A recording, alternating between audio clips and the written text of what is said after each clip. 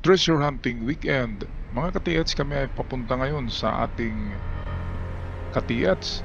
Ito isa sa ating masugid na subscriber at gusto niyang iparimap ang kanyang treasure site.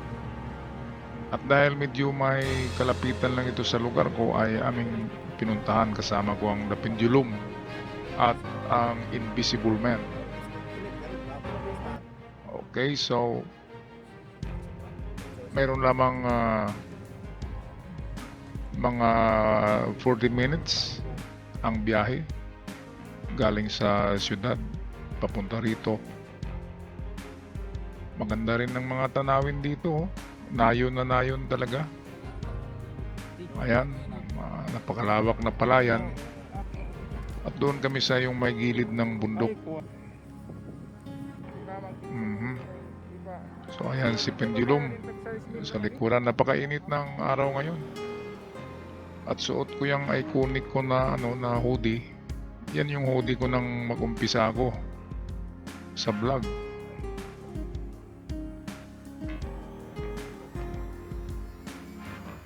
So eto, pasok na tayo.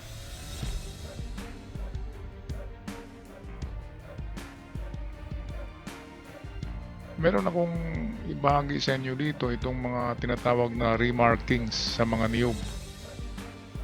Yan yung pinakita ni Katiat sa atin. Nagtaka sila bakit merong sila kasi ang nagtatanim ng mga puno na yan at bakit merong kakaibang marka sa itaas. Yan yung mga marka na bilog-bilog na sunod-sunod. Ang mga ito ay remarkings dahil nung isang taon daw, nakalipas na taon, ay may pumunta diyan ng mga Koreano at sabi ay kakain lang daw ng buko. Ito yung niyog na ano siya, itong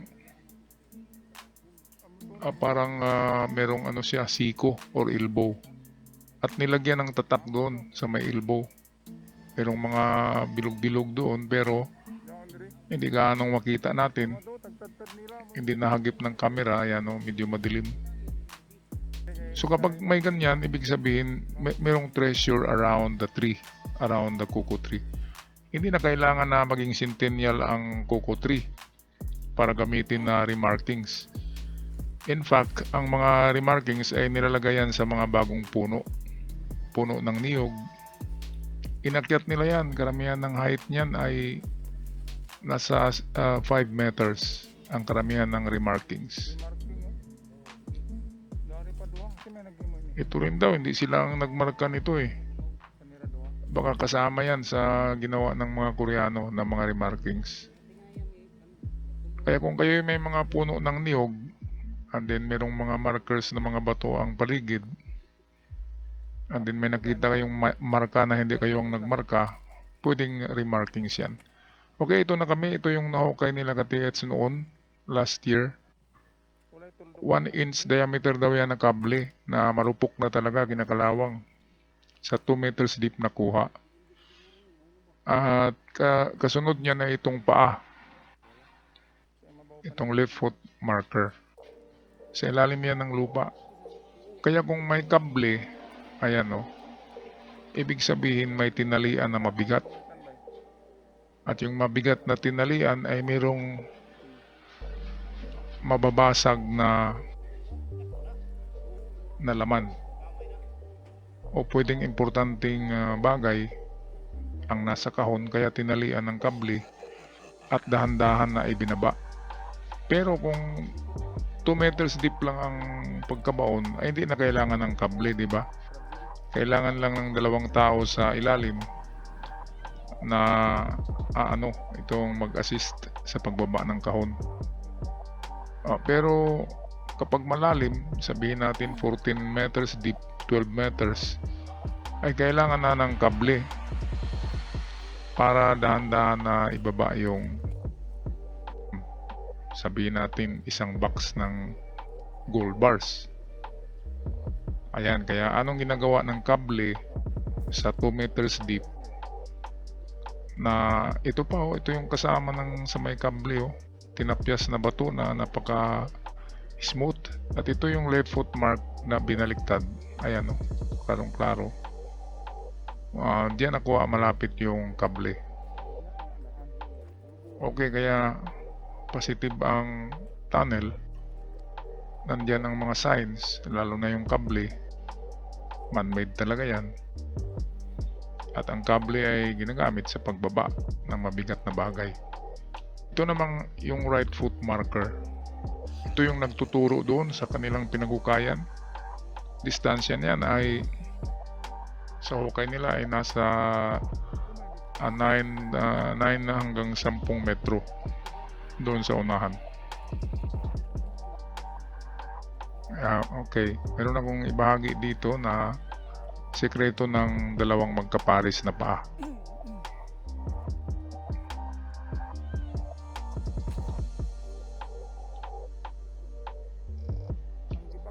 In the meantime, the Invisible Man at saka ang kanyang homemade locator. Pendulum naman sa kanyang bagong pendulum, ito'y pinalaki at pinalakas ang detection ng pendulum na yun.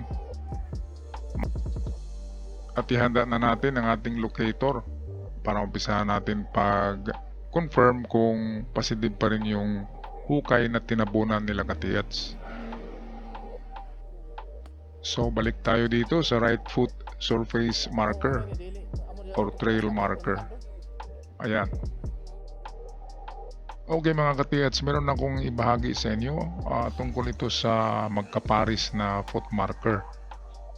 Which is ang isa ay nasa ibabaw ng lupa at ang isa ay nasa ilalim ng tunnel. Okay, ito ay right foot. Right foot ito, ayan, klarong-klaro yan. Narito yung tikod nyo. Inapakan ko yung kanina. Ngayon ito, karamihan ng foot marker ay 7 to 9 distance niyan. Kaya sa ganyan mga distansya, tingnan nyo ang unahan yan kung saan nakaharap yan. At merong countersign doon. Okay. Ang countersign doon ay bato na merong marka na nagturo ng treasure under, katulad ng bato na may bilog sa gitna, bato na may V, ganyan, baliktad na V. Pwede ring bato na may arrow na paturo pa itaas. Pwede ring bato na may X. Yan yung mga treasure under. Meron ding bato na may triangle at square.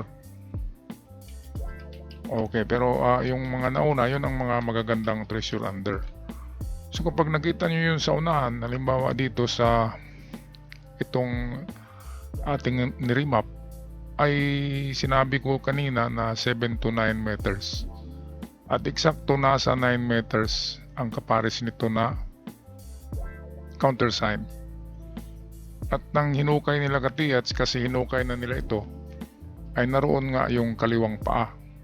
Sa 2 meters deep ay naroon tong kapares nito. Maniwala kayo sa hindi, narito yung kapares niya. Ito, nahukayan sa ilalim ng tunnel. At yan, klaro-klaro yan na left foot mark. Ito yung kanyang swelas or lapalapa. Yan yung kaparis na hukayan sa ilalim ng tunnel. At sa ibabaw niyan ay may bato na may marka na treasure under. Treasure under sign lang, hindi marka ha. Okay, so ibig sabihin ay ganito yan. I-drawing natin ha. So ito yung tunnel. Ito yung ground at narito yung right foot. Sabihin natin ganyan na itsura yan. At eksaktong 9 meters ito. At nang hindi pa ito mahukay ay may bato yan dyan na mayroong dot sign. At hinukay nila yan at natagpuan ang itong kaliwang paa. So ito yan. So ngayon, kung matagpuan nyo ang kaliwang paa, swerte na yan. Kasi yan ang mga code ng hapon na dapat hanapin yung kaliwang paa. Kung kanan yung nasa ibabaw. Ganon din kapag nasa halimbawa nagkabaliktad, kaliwa yung sa ibabaw, ay pwedeng kanan ang nasa ilalim ng tunnel. Ngayon, ang significant nito kapag nandiyan na yan, ay malapit na kayo dyan. Ito. Ayan, kasi ang paa, yan na yung nakaapak sa ground. Ibig sabihin, stop na dyan kasi nakaapak na. So, 2 meters galing dyan sa paa, ay expected na nariyan na ang treasure. So, yan nga yan. Tinigil nila ka-TH ang paghukay dyan kasi may tubig na at medyo hindi nagkasundo sila noon ng kanyang mga kasama. Kaya medyo magulo. Kaya tinigil. Pero ito na yung huling nakitang sign nila. At hindi lang yun. Yung kanina pala, yung kable, ay dito rin yun sa ibabaw ng paa. Yung kinakalawang na kable, numero 1 yun. 1 inch ang diameter nun. Lumiit lang dahil sa kinakalawang at putol na talaga siya. Napudpud na. Kaya ibig sabihin merong tinalian ng kable. Ito yung kable, merong tinalian siya na mabigat na bagay na binaba. At kung tatalian yan, ibig sabihin malalim talaga siya. Halimbawa to, kasi kung mababaw lang, pwede lang anuhin yan ng tao eh. Pwede tao lang ang magbaba niyan. Pero kapag malalim, ay tatalian talaga yan katulad nito. Ito yung kable. Tatalian yan. Ganyan. At dahil sa tagal ng panahon, napudpud na ngayon, at lumiit siya, parang 1/2 na lang, 1/2 inch na lang ang diametro ng kable.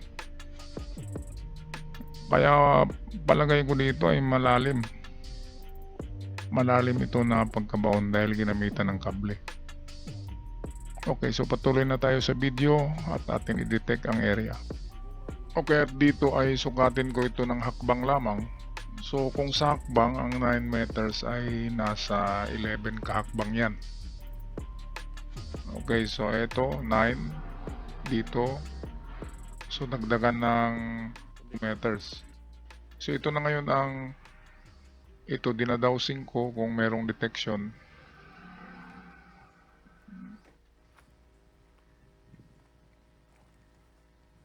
Okay, so meron nga. Nag-iikis ang dowsing dito. At hindi lang dowsing ko, pati yung kay invisible. Diyan nagtuturo. Okay, so yan dyan. Nasa 9 to 10 meters galing doon sa malaking right foot mark yung sa ibabaw ng lupa. Ngayon, subukan natin sa ating electronic locator. Ayan, higop ka agad oh. Merong aura. Inukay na nila ka-TH ito. Dito nakuha yung left foot mark sa 2 meters deep at saka yung kinakalawang na kable. Kaya positive ang ating litang. Dito na lang kami mga ka-TH. At kung bago pa lamang sa channel, huwag kalimutan mag-subscribe para palagi kayong updated. Paalam at ingat kayong lahat.